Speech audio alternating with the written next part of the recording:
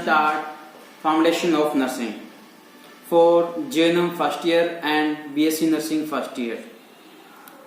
Today we start topic discharging of the patient from hospital.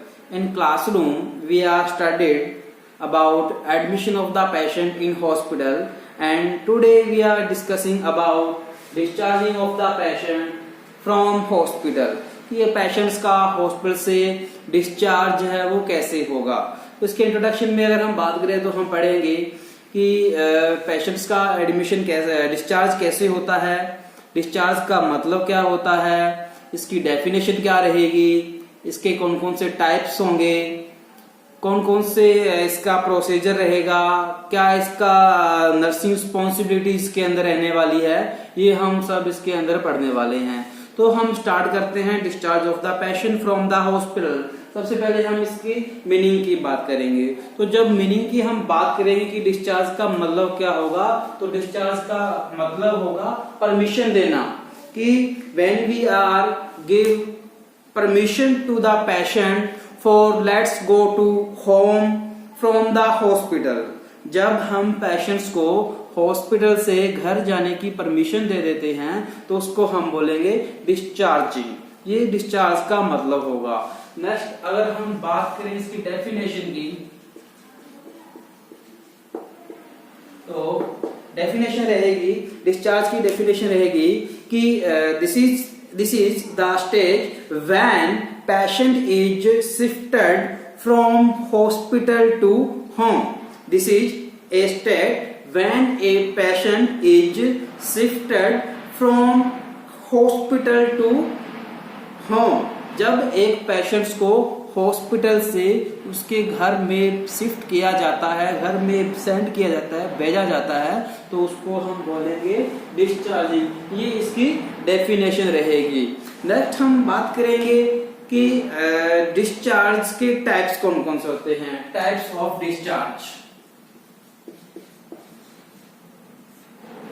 तो जो types है discharge के वो कई सारे टाइप्स है। जैसे फर्स्ट वन हमारा रहेगा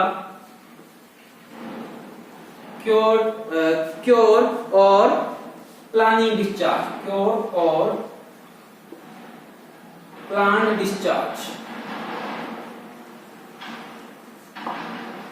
क्योर्ड और प्लान डिस्चार्ज का मतलब है कि पेशेंट्स का जो डिस्चार्ज है वो क्योर, मतलब जिस ऑब्जेक्टिव, जिस पर्पज के लिए पेशेंट हमारे पास एडमिट हुआ था, जिस प्रॉब्लम को सफर करता हुआ वो हमारे पास आया था, उससे वो क्योर हो चुका है। अब हम क्योर होने के बाद उसको घर भेज रहे हैं। मतलब पेशेंट को जब ठीक होने के बाद घर भेजते हैं तो उसको बोलेंगे क्योर डिस्चार्ज या प्लान डिस्चार्ज। प्लान डिस्चार्ज का मतलब होता है कि हमने डिस्चार्जिंग की प्लानिंग की हुई है।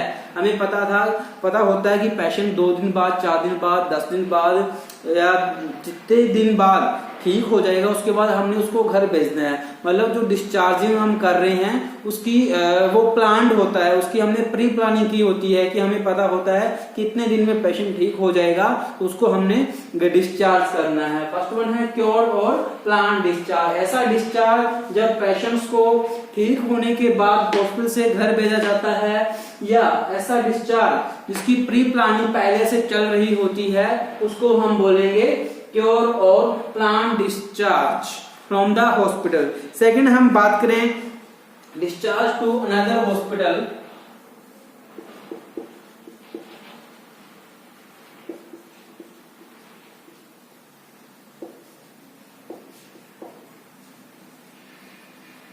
जो सेकंड टाइप रहेगा डिस्चार्ज का वो रहेगा डिस्चार्ज टू अनदर हॉस्पिटल और यूनिट। मतलब जब हम पेशेंट्स को एक हॉस्पिटल से दूसरे हॉस्पिटल में डिस्चार्ज करते हैं, मतलब दूसरे हॉस्पिटल में भेजते हैं, या एक पेशेंट को हम जब एक हॉस्पिटल में ही एक यूनिट से दूसरे यूनिट में भेजते हैं तो उसको हम बोलेंगे डिस्चार्ज टू अनदर हॉस्पिटल और यूनिट। इसमें भी आगे सब डिवीजन होएगा। एक तो रहेगा आपका रेफर करना, रेफरल, एंड सेकंड रहेगा शिफ्ट करना। सेकंड आपका रहेगा पेशेंट को शिफ्ट करना, शिफ्टेड। मतलब कि जो डिस्चार्ज टू अनदर हॉस्पिटल और अनदर यूनिट है, इसका सिंपल मतलब रहेगा कि जब हम पेशेंट्स को घर नहीं भेज रहे, एक हॉस्पिटल से दूसरे हॉस्पिटल में भेज रहे हैं या एक वार्ड से दूसरे वार्ड में भेज रहे हैं, इसके अंदर दो चीजें आएगी। फर्स्ट वन आपका रहेगा रेफरल, रेफर करना। रेफर करने का मतलब होता है जब पेशेंट को हम एक हेल्थ केयर सिस्टम से, एक हॉस्पिटल से दूसरे हॉस्पिटल में भेजते हैं तो उसको हम बोलेंगे रेफर करना, रेफर करना, रेफरल करना। ठीक है, मतलब जब एक पेशेंट्स को एक हॉस्पिटल से दूसरे अनदर हॉस्पिटल में भेजा जाता है तो उसको हम बोलेंगे रेफर। ठीक है, एंड सेकेंड थिंग है शिफ्टेड। सेकंड जो इसकी शब्द में रहेगी वो रहेगा शिफ्ट करना। तो शिफ्ट का मतलब होता है जब हम एक पेशेंट्स को सेम हॉस्पिटल में घर न भेजकर एक वार्ड से दूसरे वार्ड में भेजते हैं, जैसे जनरल वार्ड से पेशेंट को प्राइवेट रूम में शिफ्ट कर दिया, या जनरल वार्ड से पेशेंट को आईसीयू में शिफ्ट कर दिया, या आईसीयू में पेशेंट था, आईसीयू से उसको हमने जो जनरल वार्ड है वार्ड में उसको शिफ्ट कर दिया, उसको वार्ड में हमने उसको ट्रांसफर कर दिया, तो वो रहेगा शिफ्टिंग। ठीक है, ये सेकंड टाइप था पेशेंट्स को डिस्चार्ज करने का। नेक्स्ट वन, थर्ड वन की बात करें हम तो वो रहेगा डामा।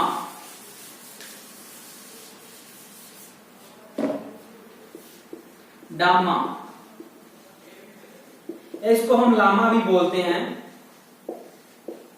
इसकी जो फुल फॉर्म रहेगी डिस्चार्ज अगेंस्ट मेडिकल एडवाइस, या इसको हम बोलते हैं live against medical advice. Discharge against medical advice का मतलब होता है कि जो पेशेंट होता है वो घर जाना चाहता है, लेकिन जो मेडिकल ऑफिसर होता है वो उसको घर जाने की एडवाइस नहीं देता। इसके बावजूद पेशेंट है वो हॉस्पिटल के पर्सन्स को बिना बताए वहां से चला जाता है, अपने जो नोड्यूज है वो क्लियर किए बिना चला जाता है, तो उसको हम डामा बोलेंगे या लामा बोलेंगे कि पेशेंट ने जो मेडिकल ऑफिसर की जो एडवाइस थी उसके अगेंस्ट जाकर हॉस्पिटल को लीव कर दिया है, तो उसको हम बोलेंगे लिव अगेंस्ट मेडिकल एडवाइस। जब पेशेंट है वो बिना ठीक हुए या डॉक्टर की बात को ना मानते हुए उस हॉस्पिटल को छोड़ देता है बिना अपने नोड्यूज क्लियर किए, तो उसको हम बोलेंगे लामा और डामा टाइप का डिस्चार्ज। नेक्स्ट वन हम बात करें एब्सकॉर्ड की।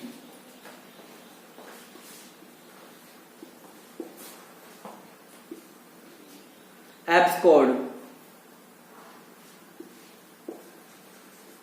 एब्सकॉर्डेड का मतलब रहेगा कि जब पेशेंट है वो बिना किसी एडवाइस के, बिना बताए या बिना किसी चीज के बारे में डिस्कस किए वो चला जाता है। मान लो कि पेशेंट्स को वहां पर रहना ठीक नहीं लग रहा, या पेशेंट ने वहां पर फाइटिंग कर दी है, या पेशेंट को वहां पे अच्छा नहीं लग रहा, तो पेशेंट है वो अपने नोड्यूज, जो नोड्यूज है वो क्लियर किए बिना, स्टाफ को बताए बिना या प्रॉपर ट्रीटमेंट लिए बिना वहां से बिना बताए चला जाता है, हॉस्पिटल को छोड़ देता है, भाग जाता है, उसको हम बोलेंगे एब्सकॉन्डेड। मतलब ये एब्सकॉन्डेड मतलब फरार, इसका मतलब होता है फरार हो जाना, भाग जाना।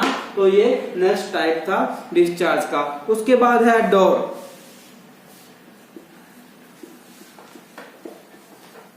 डोर, DOR, डोर की जो फुल फॉर्म है वो ये रहेगी discharge on request. Discharge on request, patient अभी प्रॉपरली क्योर नहीं हुआ है लेकिन वो रिक्वेस्ट कर रहा है कि मुझे यहाँ से जाना है, या मुझे घर पे अर्जेंट काम है, या कोई फंक्शन है, या वो इस हॉस्पिटल में काम ट्रीटमेंट ना लेके किसी दूसरे हॉस्पिटल में शिफ्ट होना चाहता है।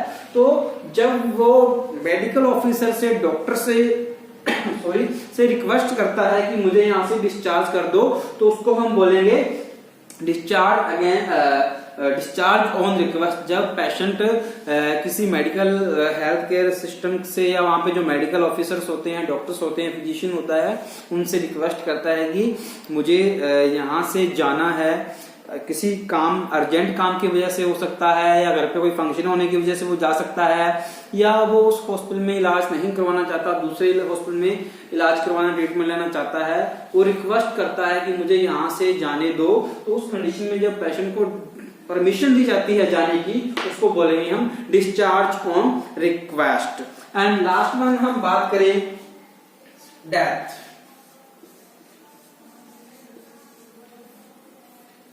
जो डेथ है वो भी एक तरह का डिस्चार्ज होता है कि जब पेशेंट की डेथ हो जाती है, पेशेंट हमारे पास ट्रीटमेंट लेने के लिए आया था, अपनी प्रॉब्लम को सॉल्व आउट करवाने के लिए आया था, लेकिन ड्यू टू एनी रीजन उसकी कंडीशन को हम ठीक नहीं कर पाते, या पेशेंट की जब डेथ हो जाती है तो उसकी जो डेड बॉडी होती है उसको घर ले जाने के लिए जब पेशेंट्स को परमिशन दी जाती है, जो पेशेंट के रिलेटिव्स होते हैं उनको इस डेड बॉडी को घर ले जाने की जब परमिशन दे दी जाती है हॉस्पिटल स्टाफ के द्वारा, हॉस्पिटल अथॉरिटी के द्वारा, उसको हम बोलेंगे डिस्चार्ज ऑन डेथ। जब पेशेंट की डेथ हो जाती है और उसको उसकी डेड बॉडी को उसके रिलेटिव्स को बोला जाता है कि घर ले जाओ, पर घर ले जाने की परमिशन दे दी जाती है, तो उसको हम बोलेंगे डिस्चार्ज ऑन डेथ। तो ये सब क्या थे, इसके टाइप थे कि हम पेशेंट्स को जब डिस्चार्ज करेंगे तो किस किस टाइप्स के अंडर उसको हम कर सकते हैं। तो हमने यहाँ पर 5 to 6 टाइप है वो डिस्चार्ज के पढ़े हैं।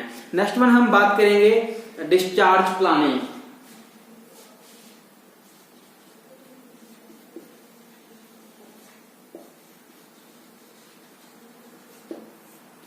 कि जो पेशेंट की डिस्चार्ज प्लानिंग है वो हम कैसे करते हैं। डिस्चार्ज प्लानिंग का मतलब कि पेशेंट्स को हमने घर भेजना है या दूसरे हॉस्पिटल में भेजना है या दूसरी यूनिट्स में भेजना है, उस कंडीशन में हम क्या प्लानिंग करेंगे। एक नर्स के लिए बड़ा इंपॉर्टेंट रहता है कि जैसे ही पेशेंट हॉस्पिटल में एडमिट होता है, जैसे हमने पीछे एडमिशन प्रोसेस पढ़ा, तो जैसे ही पेशेंट एडमिट होता है उसके शॉर्ट टाइम बाद जो पेशेंट की डिस्चार्ज प्लानिंग है वो स्टार्ट हो जाती है, क्योंकि जब उसका इन्वेस्टिगेशन होता है तो हमें डिजीज का पता लग जाता है और जो हेल्थ केयर ऑफिसर्स होते हैं वो अच्छी तरह से जानते हैं कि कोई कंडीशन है, उसका जो मेडिकल कोर्स है वो कितने दिन चलने वाला है, कितने दिन में वो उससे वो क्योर हो जाएगा। तो जब पेशेंट्स की हमने अफेक्टिव डिस्चार्ज करना होता है, एक पेशेंट्स को अच्छे से डिस्चार्ज करना होता है कि वो हमारे हॉस्पिटल की एक अच्छी इमेज अपने अंदर लेके जाए, इसलिए हमें जो डिस्चार्ज प्लानिंग है वो इफेक्टिवली करनी चाहिए, एक अच्छी प्लानिंग है वो करनी चाहिए। ये तभी पॉसिबल है जब पेशेंट्स के एडमिशन के थोड़े टाइम बाद या एडमिशन के ड्यूरेशन ही हम डिस्चार्ज प्लानिंग स्टार्ट कर देते हैं। तो हम यहाँ पढ़ेंगे कि हम कैसे प्लानिंग करेंगे। तो एक चीज यहाँ पे हमने ये ध्यान रखनी है कि पेशेंट्स की जो डिस्चार्ज है वो इफेक्टिव बनाने के लिए हमने पेशेंट्स के एडमिशन के साथ ही उसकी डिस्चार्ज प्लानिंग है वो स्टार्ट कर देनी है, क्योंकि जो पेशेंट हॉस्पिटल में आया है उसको यहाँ से जाना ही है, वो थोड़े टाइम के लिए अपनी प्रॉब्लम को सोल्व आउट करवाने के लिए आया है। 3 दिन बाद या 5 दिन बाद या 1 वीक या 12 दिन 15 दिन बाद वो ठीक हो जाएगा। ठीक होने के बाद हम उसको डिस्चार्ज कैसे करेंगे वो प्लानिंग हमने वो एडमिशन के साथ साथ ही कर लेनी चाहिए। तो जो डिस्चार्ज प्लानिंग है उसके अंदर हम 5 चीजें पढ़ेंगे मोस्टली, जो कि मैं आपको इसके अंदर बताऊंगा। आइडियल, ये एक ट्रिक है, अगर आप इन पॉइंट्स को ध्यान में रखोगे तो आपको इजीली अंडरस्टैंड, इजीली याद रहेगा। जैसे हम फर्स्ट में बात करते हैं आई की, ठीक है। तो आई का मतलब जो आइडियल है इसमें आई का जो मतलब रहेगा इंक्लूड करना, कि जो डिस्चार्ज प्लानिंग हम कर रहे हैं इस डिस्चार्ज प्लानिंग के अंदर हम जो इंक्लूड करेंगे, include of the patient and his relative. जब पेशेंट की डिस्चार्ज प्लानिंग हो रही है तो उस डिस्चार्ज प्लानिंग में हम पेशेंट्स को और उसकी जो फैमिली मेंबर है, रिलेटिव है, उनको इंक्लूड करेंगे कि हमने आपके पेशेंट्स को या आपको 2 दिन बाद या 3 दिन बाद यहाँ से हमने घर भेज देना है, तो आप इसकी पहले से प्री प्लानिंग करके रखो। सेकंड है डी फॉर होता है डिस्कस करना।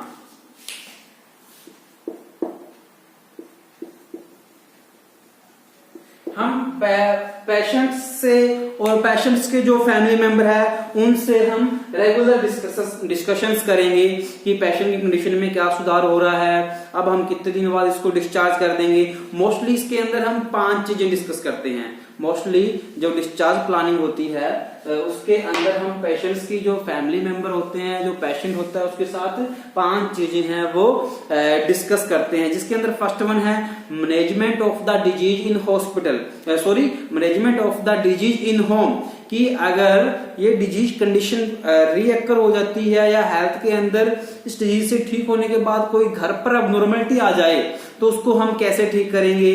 ठीक है, स्टाफ है वो उसको, स्टाफ नर्स है उसको बताएगी भी किस किस कंडीशन में हम क्या क्या प्रिकॉशंस का यूज करेंगे। जो सेकेंडली डिस्कशन है वो हम करेंगे वार्निंग साइन एंड सिम्टम, कि इस डिजीज से ठीक होने के बाद रिकरेंट कौन से साइन और सिम्टम है वो पेशेंट्स की बॉडी के अंदर अक्कर हो सकते हैं। नेक्स्ट में हम बात करेंगे एक्सप्लेन द टेस्ट रिजल्ट, कि जो पेशेंट्स की हम जब टेस्ट करवाते हैं, इन्वेस्टिगेशन करवाते हैं, किसी भी पेशेंट्स को जब हम हॉस्पिटल से डिस्चार्ज करते हैं तो डिस्चार्ज करने से पहले हम उसके जो लैब इन्वेस्टिगेशन है उनको रिपीट करते हैं, ताकि हमें पता लगे कि जो टेस्ट का जो लेवल है वो नॉर्मल है या अब है। तो जब डिस्चार्ज कर रहे हैं उससे पहले जो हमने इन्वेस्टिगेशन करवाए हैं उन इन्वेस्टिगेशन के अंदर क्या रिजल्टिंग आई है, रिपोर्ट्स की रिजल्ट है वो क्या आई हैं, उनके बारे में डिस्कस करेंगे।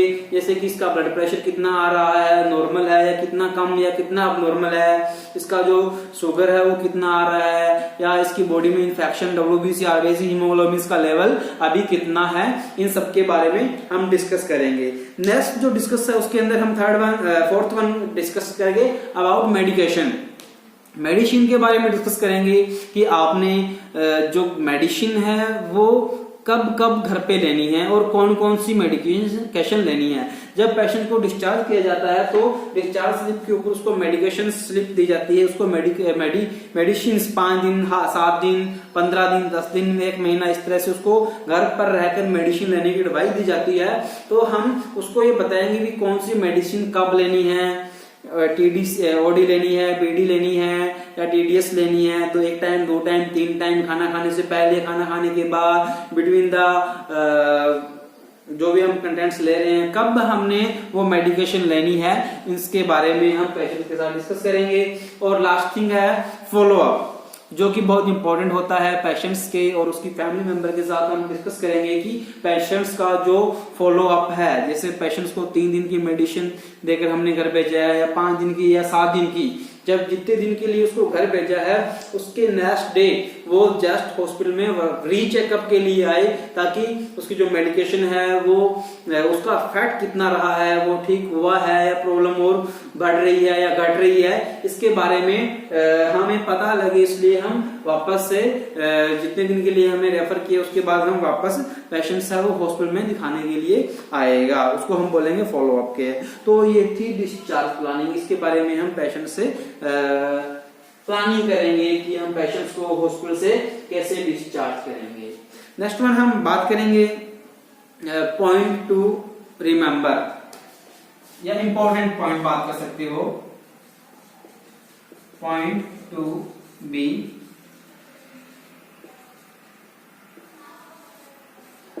रिमेंबर, कि हमें कौन कौन से पॉइंट है वो रिमेंबर करने चाहिए ड्यूरिंग डिस्चार्ज, कि जब पेशेंट्स को हम डिस्चार्ज कर रहे हैं उस टाइम हमने कौन कौन सी चीजों का ध्यान रखना है। सबसे पहले हमें ये ध्यान रखना है कि जिस पेशेंट्स को डिस्चार्ज करना है क्या उसको डॉक्टर ने सर्टिफाइड कर दिया है, डॉक्टर ने उसकी स्लिप पे लिख दिया है कि इस पेशेंट को हम दोपहर में या शाम को, मॉर्निंग, इवनिंग, जैसे भी हम इसको डिस्चार्ज करेंगे। सेकेंड थिंग हम उसके नोड्यूल्स चेक करेंगे कि कोई नोड्यूल सर्टिफिकेट, कुछ उसकी कोई टेस्टिंग, कोई बिल्स या कोई मेडिसिन या कोई जो ट्रीटमेंट करना था वो तो नहीं रह रहा, मतलब हम उसका जो नोड्यूल सर्टिफिकेट है उसको चेकअप करेंगे।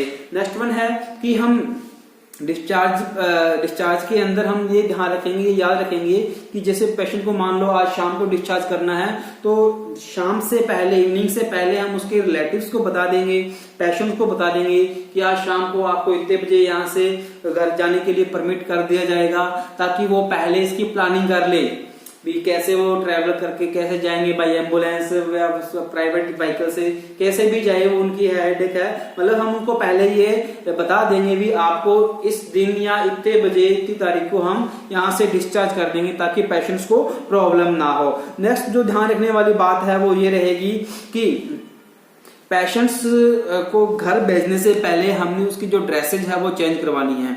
मोस्टली क्या होता है कि जब हम पेशेंट्स को जब यूनिफॉर्म चेंज, उसको नीट और क्लीन यूनिफॉर्म वियर करवा के हॉस्पिटल से घर भेजेंगे, तो जो घर पर जो पर्सन है वो जब उसको इमेज करेंगे, जब उसको देखेंगे, तो उनके अंदर एक बढ़िया इमेज बनेगी कि हाँ हमारा पेशेंट है वो लुकिंग में अच्छा दिख रहा है, तो इसकी अच्छी केयर है, मतलब ये अभी ठीक हो गया है और हॉस्पिटल में भी अच्छी केयर हुई है, इसको नीट और क्लीन करके भेजा है। सो मोस्टली क्या होता है कि हॉस्पिटल की जो यूनिफॉर्म होती है वो डिफरेंट होती है, तो घर भेजने से पहले हमने हॉस्पिटल की यूनिफॉर्म है उसको रिमूव करवा लेना है, और जो पेशेंट्स के जो होम क्लोथ्स है उनको वेयर करवा के उसको नीटली और क्लीनली करके वहां से डिस्चार्ज करना है, ताकि पेशेंट्स और उसकी फैमिली में हॉस्पिटल के प्रति एक अच्छी इमेज बनी रहे। नेक्स्ट वन, हम पेशेंट्स को और उसके रिलेटिव्स को ड्रग्स के बारे में इंस्ट्रक्ट कर देंगे कि ड्रग्स को कब कब और कैसे कैसे लेना है। उसका कोई डाउट है तो हम उनसे पूछ लेंगे, कि उनके कोई क्वेश्चन है तो वो हमसे डिस्कस करें, या कोई भी पेशेंट्स का मेडिकेशन से रिलेटेड कोई डाउट रह रहा है कि कौन सी कब लेनी है, इसके बारे में वो हमसे क्वेश्चन करें या उसको हम अच्छे से एक्सप्लेन करें। इन चीजों का हमने ध्यान रखना है। नेक्स्ट वन, अगर हम बात करें तो हम पेशेंट्स को बताएंगे कि कौन सी ड्रग्स कब और कैसे लेनी है, और सेल्फ की और अपने सराउंडिंग का जो इन्वायरमेंट है उसकी उसने हाइजीन कैसे रखनी है, क्योंकि अनहाइजीनिक कंडीशन में, चाहे वो इन्वायरमेंट की है या पेशेंट की खुद की है, वो टाइम पे नहा रहा है कि नहीं नहा रहा, अपनी जो बियर्ड्स है, नेल कट्स है, वो सही टाइम पे कर रहा है कि माउथ हाइजीन कर रहा है कि नहीं कर रहा, ये चीजें भी इंपॉर्टेंट होती है डिजीज को कम करने या ज्यादा करने में। तो हम पेशेंट्स को हाइजीन के बारे में टीच करेंगे, ताकि उसका जो हाइजीन है वो अच्छी बनी रहे और पेशेंट्स की जो डिजीज कंडीशन है उससे वो जल्दी ठीक हो जाए। नेक्स्ट वन, हम ध्यान रखेंगे कि जैसे ही पेशेंट को डिस्चार्ज किया है तो हमने जो पेशेंट से जो चीजें रखी थी ड्यूरिंग एडमिशन, जब पेशेंट्स का एडमिशन हुआ था तो पेशेंट से बिलोंगिंग जो चीजें थी वो हम उसको वापस दे देंगे, और उससे हमने एक स्लिप पे नोट्यूज ले लेंगे कि हमने अपनी चीजें वापस ले ली है। पेशेंट्स को जो चीज दी थी वो पेशेंट लिख के दे देगा कि हमने अपनी चीजें हैं वो हैंड ओवर ले ली है, हॉस्पिटल में हमारा कुछ नहीं रहा, और पेशेंट्स को हम स्ट्रेचर या ट्रॉली के थ्रू गेट तक, हॉस्पिटल गेट तक भेज देंगे, और जो डिस्चार्ज रिकॉर्ड्स है उसको मेंटेन करेंगे, और उन रिकॉर्ड्स को पेशेंट की फाइल को हम जो हॉस्पिटल का जो एडमिनिस्ट्रेटिव डिपार्टमेंट्स है वहां पर भेज देंगे। तो ये कुछ इंपॉर्टेंट पॉइंट्स है जिनका हम ध्यान रखेंगे। इसके बाद अगर हम बात करें कि नेक्स्ट वन प्रोसीजर की, डिस्चार्ज प्रोसीजर क्या रहेगा।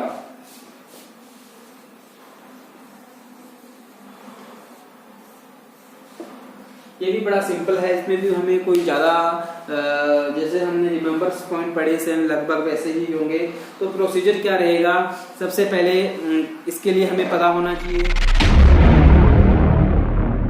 स्लिप के ऊपर ये लिख दे कि इस पेशेंट्स का डिस्चार्ज बनाओ, इस पेशेंट को हमने डिस्चार्ज करना है। तो सबसे पहले हमने डॉक्टर्स की जो रिटर्न है या डॉक्टर के जो डिस्चार्ज पे साइन है वो चेक करेंगे कि डॉक्टर ने इसको डिस्चार्ज किया है कि नहीं किया। नेक्स्ट वन, हम पेशेंट और उसकी फैमिली को बताएंगे कि आपका डिस्चार्ज है, इसलिए आप जो मेडिकेशंस है वो ले लीजिएगा, या जो डॉक्टर ने मेडिकेशंस बोली है वो हम उसे मंगवाएंगे और उनको चेकअप करेंगे क्या मेडिकेशन सही आई है, और पेशेंट को समझा देंगे कि आपने कौन सी मेडिकेशन कब लेनी है। दूसरा, उसको हम फॉलोअप के बारे में बताएंगे कि आपको हमने 5 दिन की ड्रग्स दी है या 1 वीक की ड्रग्स दी है, उसके बाद आप वापस आकर हमें दिखाएंगे। नेक्स्ट जो प्रोसीजर में हम बात करेंगे वो है कि जो पेशेंट्स की जो इम्पोर्टेंट बिलोंगिंग्स थिंग्स थी, जब एडमिशन हुआ था तब हमने पेशेंट की जो चीजें कैप्ट कर ली थी, जैसे कोई भी उसका ऑर्नामेंट्स हो सकते हैं, कोई उसकी ज्वेलरी हो सकती है, या कोई उसकी इंपॉर्टेंट इक्विपमेंट्स हो सकता है, तो जाते वक्त हम उसको वो वापस दे देंगे। और हम नेक्स्ट चेकअप करेंगे कि पेशेंट्स को जब हमने एडमिशन किया था उस टाइम जो जो चीजें हमने पेशेंट्स को दी थी हॉस्पिटल के थ्रू, जैसे बेडशीट थी या कर्टन्स या जो भी हमने इक्विपमेंट्स पेशेंट्स के वार्ड्स में या पेशेंट की रूम के अंदर रखे थे, क्या वो सब वहां पर यथावत है, वैसे के वैसे है, कोई कहीं ऐसा तो नहीं पेशेंट है वो अपने साथ कोई सामान वहां से लेके जा रहा है, तो इस चीज को हम चेकअप करेंगे। और नेक्स्ट वन है कि डिस्चार्ज स्लिप बनने के बाद पेशेंट्स के लिए हम स्ट्रेचर या ट्रॉली या व्हील चेयर की हम वहां पर व्यवस्था करेंगे ताकि पेशेंट्स है वो इजीली वहां से जा सके। पहले हम देखेंगे पेशेंट बैठ के जा सकता है तो व्हील चेयर मंगाएंगे, अगर पेशेंट बैठ कर या चलकर जाने में नहीं जा सकता, पॉसिबल नहीं है उसके लिए, तो हम स्ट्रेचर की व्यवस्था करेंगे और पेशेंट्स को उसके जो हॉस्पिटल का गेट है वहां तक हम उसको छोड़ेंगे।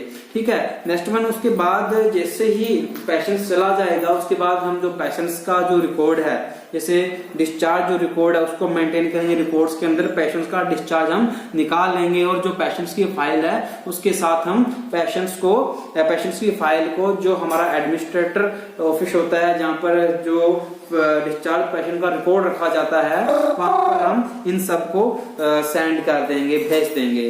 अब इसके बाद इस टॉपिक में लास्ट जो पॉइंट बचता है वो होता है नर्सिंग रिस्पॉन्सिबिलिटी। नर्सिंग रिस्पॉन्सिबिलिटी है वो क्या रहेगी? मेन इसके अंदर नर्स की रिस्पॉन्सिबिलिटी होती है कि पेशेंट्स का जो डिस्चार्ज है वो सही से रहे, पेशेंट्स को डिफिकल्टी ना हो, इसलिए हम नर्स वो स्पेशल इसके अंदर टेंशन देगी। जैसे फर्स्ट वन है inform the patient and his relative before 1 or 2 days, 1 या 2 दिन पहले हम उसके फैमिली मेंबर्स को या पेशेंट्स को इन्फॉर्म कर देंगे कि आपका डिस्चार्ज है वो हो जाएगा, कल या आज शाम को डिस्चार्ज होएगा। नेक्स्ट में हम जो नर्स है वो ध्यान रखेगी कि जो पर्सनल पेशेंट है उसकी जो पर्सनल हाइजीन है वो मेंटेन रहे। जब पेशेंट डिस्चार्ज होकर हॉस्पिटल से घर जा रहा है तो हमने उसकी पर्सनल हाइजीन को मेंटेन करके भेजना है। जैसे मान लो पेशेंट्स के वुंड था, वुंड से कोई डिस्चार्ज हो रहा है तो हमने उस वुंड को क्लीन करके उसके ऊपर अच्छे से ड्रेसिंग करके भेजना है। पेशेंट्स के अनहाइजीनिक या उसके गंदे कपड़े पहने हुए तो उन कपड़ों को चेंज करवा के हमने भेजना है ताकि पेशेंट्स की हाइजीन्स को मेंटेन किया जा सके और घर पे जाके जो उससे मिलने वाले हैं, उसको देखने वाले हैं, उनको भी ऐसा लगे कि इस हॉस्पिटल में पेशेंट की अच्छी केयर हुई है। नेक्स्ट वन, अगर हम बात करें कि जो पेशेंट्स की वैल्यूएबल थिंग्स है वो नर्स को स्पेशली ध्यान रखना है कि जो पेशेंट्स की वैल्यूएबल थिंग्स है वो वापस करनी है, और ये भी ध्यान रखना है कि पेशेंट हमारे हॉस्पिटल्स का कोई इक्विपमेंट्स, कोई आर्टिकल्स तो लेके नहीं जा रहा है, इन चीज को हमने श्योर करना है। इसके बाद पेशेंट्स को हमने वहां से शिफ्ट कर देना है, जिस एम्बुलेंस से जा रहा है हमने गेट तक उसको शिफ्ट करवा के आना है। काइंडली हमने उसको वहां तक प्रेफर करना है। पेशेंट्स को उसकी मेडिकेशन के बारे में अच्छे से समझा देना है, फॉलोअप के बारे में समझा देना है, पेशेंट की डाइट के बारे में समझा देना है।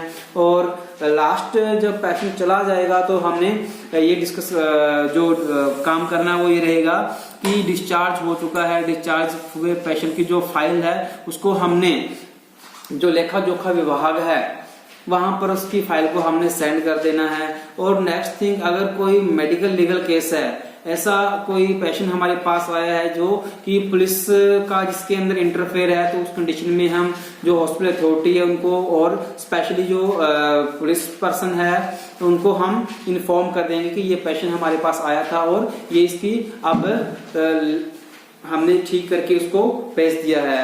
तो ये आज की क्लास थी, discharge about the patient from hospital. तो दैट्स ओके, नेक्स्ट क्लास में मिलेंगे। Thank you.